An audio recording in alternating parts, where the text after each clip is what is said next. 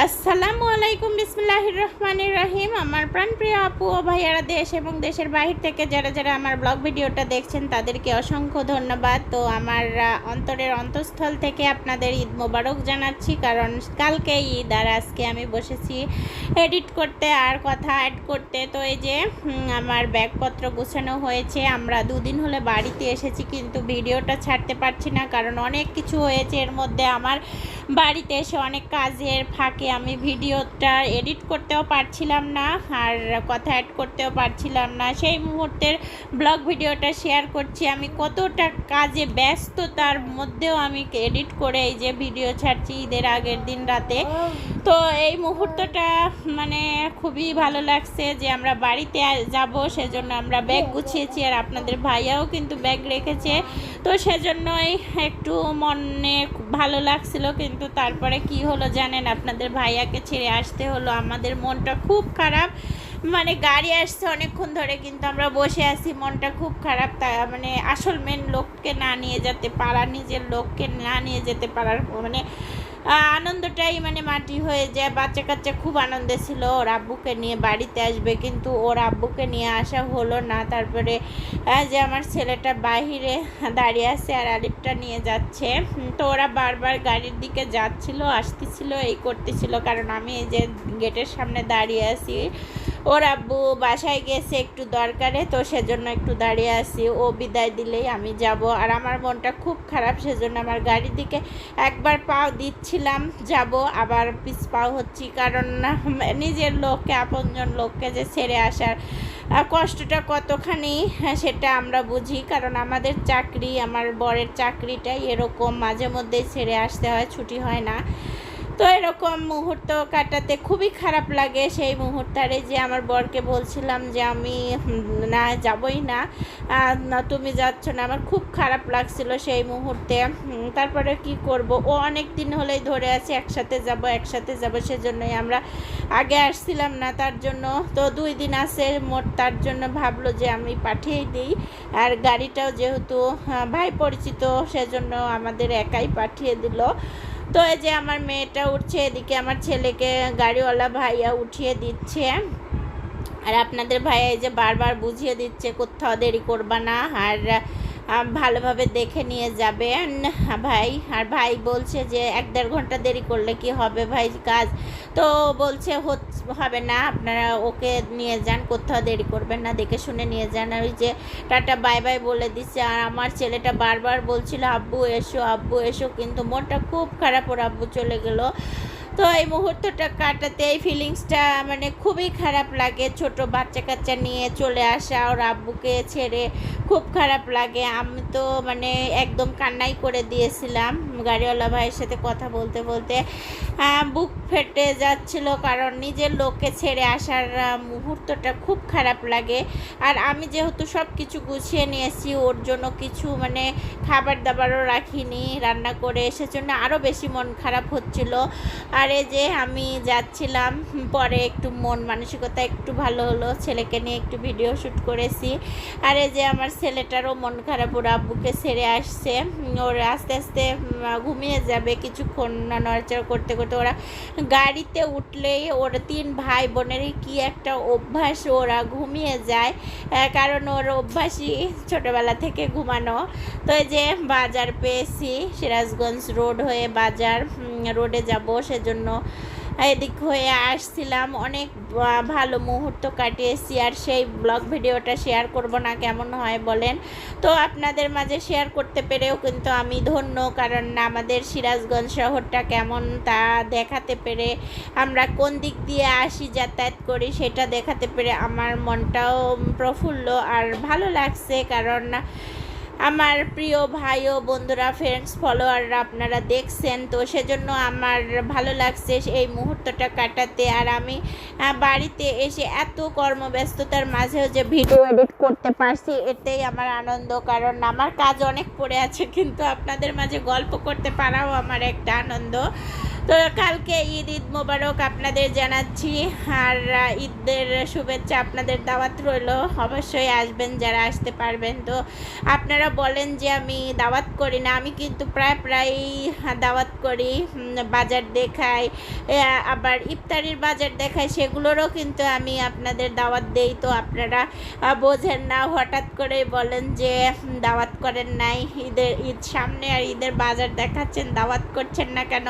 তো আমি দাওয়াত করবো না এরকম কথা কখনো হয় না, কারণ আমি খুবই মানুষকে সবাইকে ভালোবাসি, শ্রদ্ধা করি, ভক্তি করি, আর আমি কেন দাওয়াত করব না? সামনে ঈদ, মুসলমান জাতি সবাই সবার ভাই বেরাদার, আর আমি দাওয়াত করব না এটা কখনোই হতে পারে না। আর এই যে গল্পে গল্পে কিন্তু আমরা কড্ডার মোড়ের দিকে চলে আসছি, কারণ আমরা বাড়িতে আসবো, নাটোরের বাড়িতে। তো মৌখাড়া বাজারের পাশে আমাদের বাড়ি। তো আমাদের বাড়ির মানে গন্ধটা পাচ্ছি, আস্তে আস্তে চলে আসছি, মনে ভালোই লাগছিল, বাতাস লাগছিল মনে। আর এই যে কড্ডার মোড় ছেড়ে আমরা চলে আসছিলাম এদিকে, আর অনেক ভালো মুহূর্ত কাটালাম। এদিকে কিন্তু কড্ডার মোড়ে অনেক বাজার, মাছের হাট বসে এখানে। আর এই যে এখন আমরা বিলের মাঝখানে চলে আসছি, আর এখানে কিন্তু অনেক তরমুজ হতো আগে, কিন্তু এখন তরমুজটা হচ্ছিল না, কারণ তরমুজ লাগায় নাই, শুধুমাত্র বাঙ্গি লাগিয়েছে। তো বাঙ্গি নিয়ে বসেছিল, কিন্তু বাঙ্গি নেওয়া হলো না, কারণ গাড়ি দাঁড় করিয়ে শুধু বাঙ্গি নেব কেমন হয়? আগের বার আমরা অনেক বড় বড় 10 কেজি বা 15 কেজি ওজনের তরমুজ নিয়ে এসেছিলাম বাড়িতে খাওয়ার জন্য, কিন্তু এবার আর হলো না।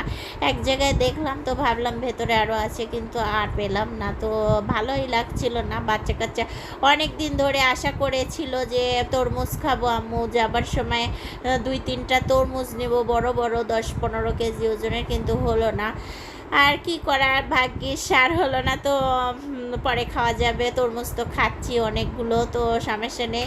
এভাবে ভাবলাম যে চলে যাই, তাহলে চলে আসছিলাম। এই যে অনেক সুন্দর মানে ভিডিওটা করা, কারণ বিলের ধারে এত সুন্দর বিশ্ব রোড, হাই রোড দিয়ে আসা, তার ফিলিংসটাই অন্যরকম। আর এই যে গাছ গলাশালিতে ভরা সুন্দর শ্যামল সবুজ শ্যামল রূপালী বাংলাদেশ, আমাদের ধানের দেশ, গানের দেশ আমাদের বাংলাদেশ। বাংলাদেশের মতো দেশ কোথাও হতে পারে না। আর আমাদের জন্মভূমি যেহেতু বাংলাদেশে, আমাদের জন্মভূমির টানেই আমরা বাংলাদেশকে অনেক ভালোবাসি। আমাদের ভালোবাসা, শ্রদ্ধা, ভক্তি বাংলাদেশের প্রতি মানে অধিক, কারণ আমরা বাংলাদেশে জন্মেছি, বাংলাদেশে আমাদের মাটির প্রাণ, মাটিতে আমাদের গন্ধে মানে মিলেমিশে একাকার। কারণ আমরা এই যে গল্পে গল্পে কিন্তু আমরা ব্রিজ পেয়ে গেছি, কাঁচিকাটা ব্রিজ। আর এই কাঁচিকাটা ব্রিজের পরে আসলে কিন্তু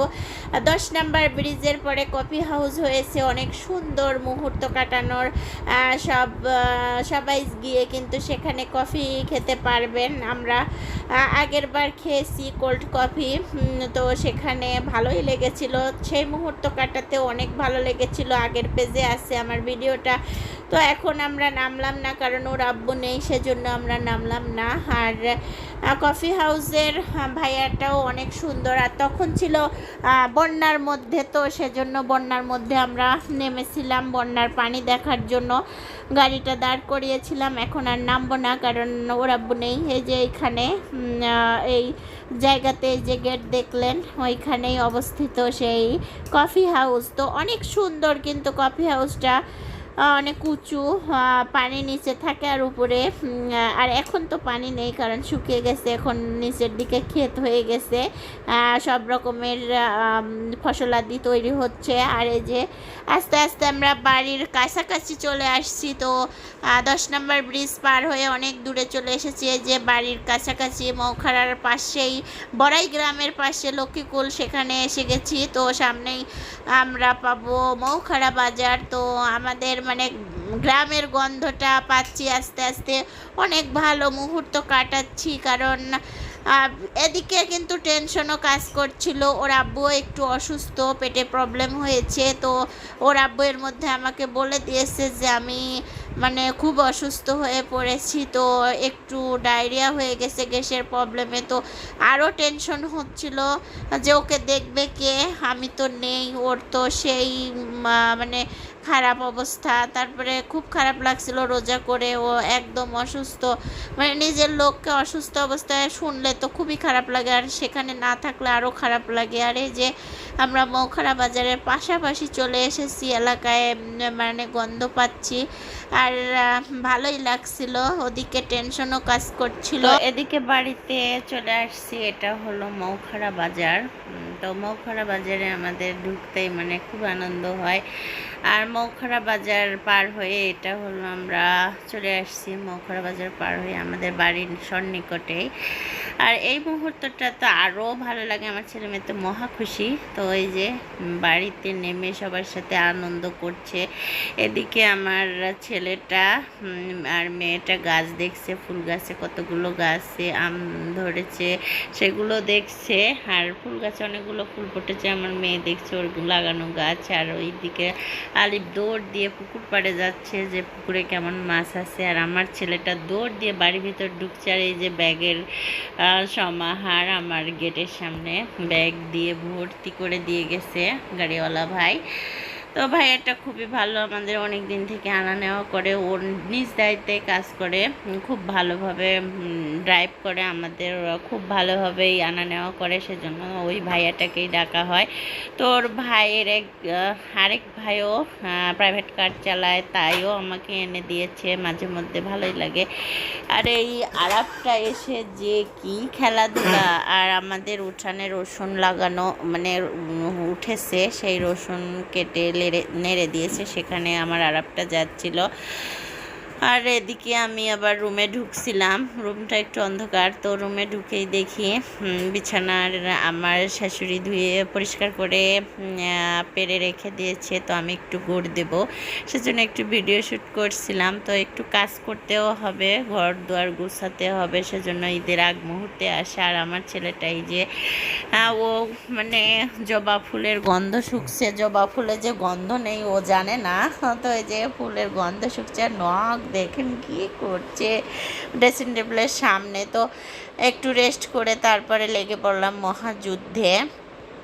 আমি খিচুড়ি রান্না করতে লাগছিলাম, যেহেতু 3টার অনেক পরে, আর রান্না করতে গিয়েছি অনেক টুকটাক কাজ সেরে, তার জন্য রান্না করতে দেরি হয়ে গেছে। তো সেই মুহূর্তে শর্টকাটে কি করব ভেবে পাচ্ছিলাম না, কোনো কিছুই গোছানো ছিল না, সেজন্য চাল ডাউল মিলিয়ে একটা খিচুড়ি রান্না করলাম। তো খিচুড়িটাও অনেক টেস্টি হয়েছিল, যে যে খেয়েছে সবাই প্রশংসা করেছে।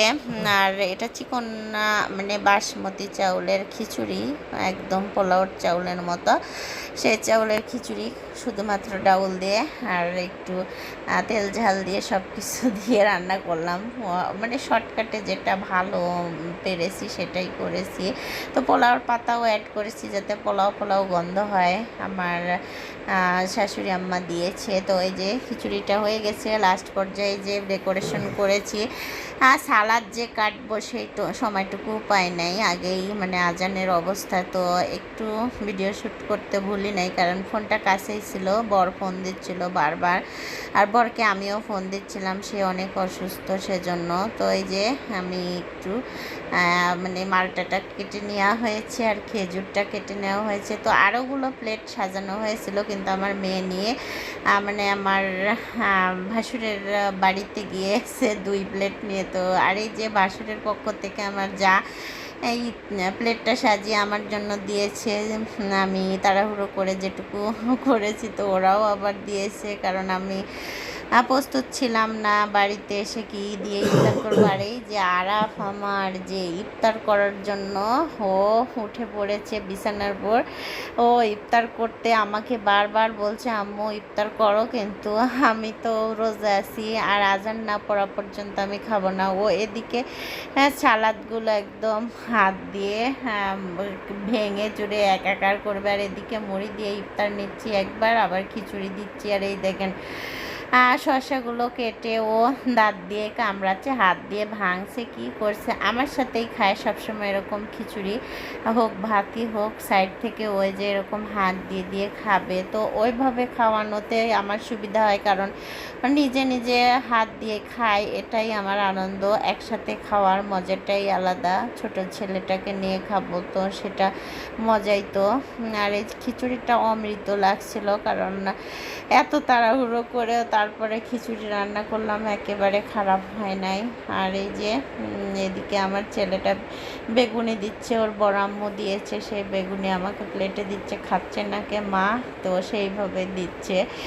তো আমার মানে প্রচণ্ড খারাপ লাগছিল, গাড়ি করে এসেছি জার্নি করে, আর ক্ষুধাও লেগেছিল অনেক, সেজন্য ভাবছিলাম যে খিচুড়িটা খাই। তো এদিকে আবার আমার শাশুড়ি আম্মা ওর মানে নাতি পুতিদের মানে জিনিসপত্র কিনে দিয়েছে অনেকগুলো, তার সঙ্গে আমিও টুকিটাকি কিনেছি। তো সেগুলো আরব সাজিয়ে এই যে তাক করে একের পর এক সাজাচ্ছে। আমার মেয়েটা একটু ভিডিও করছে যে ওর খেলাধুলার একটু ভিডিও করে আম্মু। তো এই যে এই বাটিটা নিয়েছে আমার মেয়ে, আমি নিয়ে দিয়েছি, আমার মানে শাশুড়ি আম্মাই টাকা দিয়েছে। আর এই যে আমার ছোট ছেলেটাকে এই পাতিলটা, আর এটা আমার বড় ছেলেটাকে কিনে দিয়েছে। আর এই মশলাদানিটা আমি কিনেছি, আর এই গামলাটাও আমি কিনেছি। তো অনেক আনন্দের সাথে এগুলো কিনলাম অনেকক্ষণ ধরে, তার জন্য আমার মূলত রান্না করতে দেরি হয়েছিল। আর এই যে পরদিন সকালে আমি এই গাছগুলো বাজার থেকে কিনে এনেছি। ধন্যবাদ সবাইকে আমার ভিডিওটা দেখার জন্য। আর গাছগুলো অনেক সুন্দর, ধন্যবাদ।